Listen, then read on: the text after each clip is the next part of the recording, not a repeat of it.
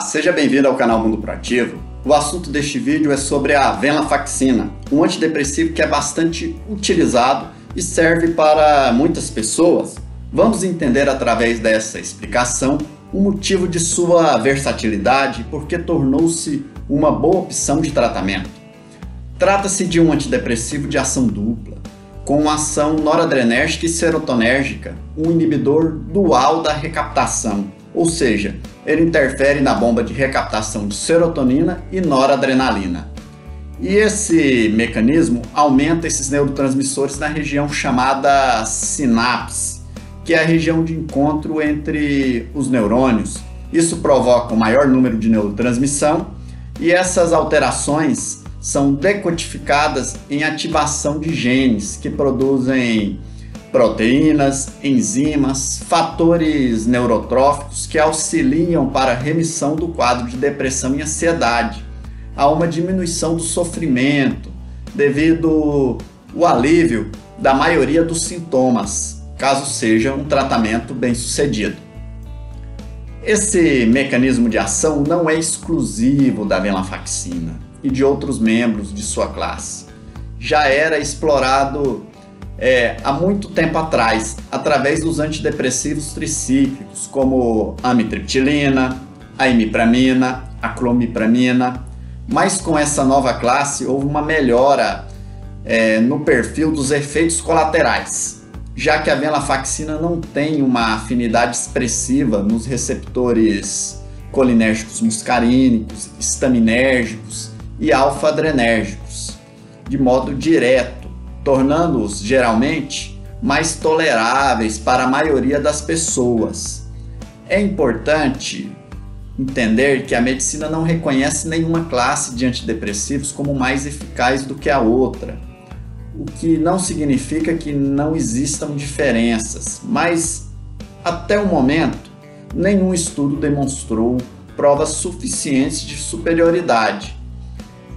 Mas existem alguns estudos que indicam que essa modulação direta da serotonina e da noradrenalina pode proporcionar efeitos antidepressivos maiores do que os exercidos por medicamentos que intensificam seletivamente apenas a neurotransmissão serotonérgica, como os inibidores seletivos da recaptação da serotonina, como a fluoxetina e a sertralina. E existe uma lógica para esse pensamento. A ativação simultânea de duas vias, ao mesmo tempo, para a transdução desses sinais entre os neurônios, aumenta os sinais neuronais. E isso poderia resultar numa aceleração da adaptação dos receptores, tanto pela via da noradrenalina como pela via da serotonina. Isso geraria efeitos cumulativos sobre a atividade dos genes relevantes, como o fator neurotrófico derivado do cérebro, produção de proteínas importantes, como algumas enzimas. Um outro detalhe interessante é que numa região cerebral denominada córtex pré-frontal, com a inibição da bomba de recaptação de noradrenalina, há o aumento também de um outro neurotransmissor, a dopamina, o que pode contribuir para a melhora de sintomas cognitivos e relacionados à atenção. E podemos também pensar numa cobertura mais ampla dos sintomas depressivos. Os sintomas da depressão relacionados com o humor podem ser caracterizados por sua expressão afetiva, isto é, se causam uma redução do afeto positivo ou um aumento do afeto negativo. Enquanto a via da serotonina está mais associada ao aumento do afeto negativo, como aumento da culpa, do medo, da ansiedade, da sensação de irritabilidade, da solidão, a via da noradrenalina está também associada à redução do afeto positivo, com sintomas como a perda da felicidade, a diminuição do interesse pelas atividades habituais ou diminuição do prazer por essas atividades, a perda de energia ou entusiasmo, a redução da capacidade de prestar atenção e uma diminuição na autoconfiança, na autoestima. Portanto, teoricamente, trataria uma gama maior de sintomas. Lembrando que esse maior benefício terapêutico ainda não é comprovado com certeza, apesar de existirem alguns estudos a favor. O que se discute é se os inibidores da recaptação de serotonina e noradrenalina são mais efetivos em comparação com os inibidores seletivos da recaptação de serotonina, ou se os inibidores da recaptação de serotonina e noradrenalina são mais úteis em pacientes deprimidos que não responderam bem aos inibidores seletivos da recaptação de serotonina. Bom, depois da introdução dessa classe, vamos falar mais especificamente sobre a venlafaxina. A venlafaxina ela é aprovada para o tratamento do transtorno depressivo maior, da ansiedade generalizada, da ansiedade social, do transtorno de pânico. Tem bons resultados em síndromes depressivas associadas a quadros dolorosos, quadros de dor crônica, pois pode ajudar na diminuição da sensação da dor. Interfere também de forma positiva em sintomas associados à menopausa, como os fogachos, sendo uma boa opção para quadros depressivos associados a essa condição. Foi liberada para uso nos Estados Unidos em 1994, portanto, com um bom tempo já de experiência clínica. É metabolizada pelo fígado através da enzima do citocromo P450-2D6, cujo resultado é a desvenlafaxina, um outro antidepressivo que é também comercializado. É importante entender que são antidepressivos diferentes, apesar da desvenlafaxina ser um produto do seu metabolismo.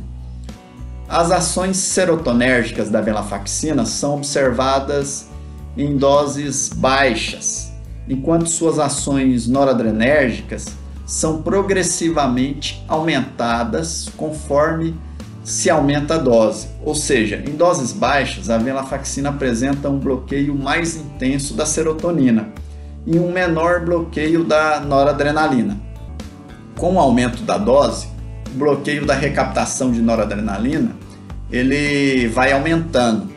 Já a desvenlafaxina inibe a recaptação de serotonina e de noradrenalina, porém suas ações na inibição da recaptação da noradrenalina são maiores do que suas ações na inibição da serotonina em comparação com a venlafaxina. Outro ponto importante é que essa enzima do citocromo P450-A2D6 ela ocorre em níveis diferentes em cada pessoa e, além disso, uma pessoa ela pode estar usando outro medicamento ou substância que pode interferir nos seus níveis. E essa é uma das razões que podem explicar por que pessoas diferentes respondem a dosagens diferentes de um mesmo medicamento e mesmo a outros medicamentos diferentes, não existindo, portanto, uma fórmula mágica que servirá para todo mundo. A dosagem média utilizada para a venlafaxina é entre 75 a 225 mg, podendo ser aumentada em casos específicos. É indispensável a consulta médica para estabelecer a melhor dose para o paciente e deve ser baseada na melhora clínica, avaliando os efeitos colaterais e possíveis contraindicações ao medicamento. Os efeitos colaterais mais comuns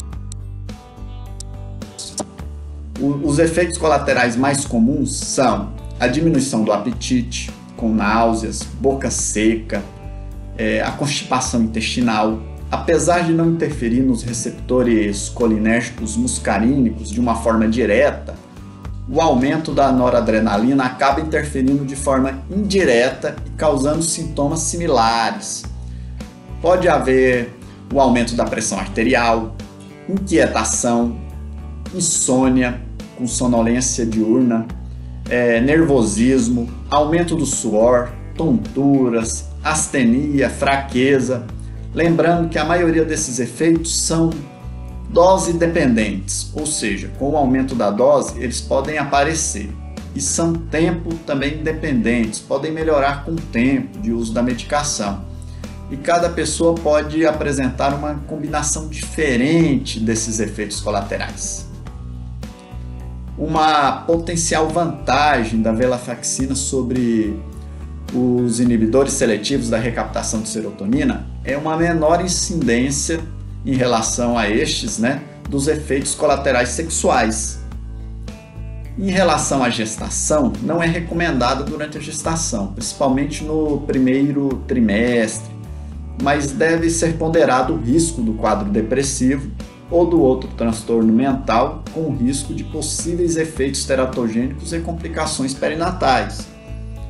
Em relação à amamentação, ocorre a mesma situação. Devemos considerar que o risco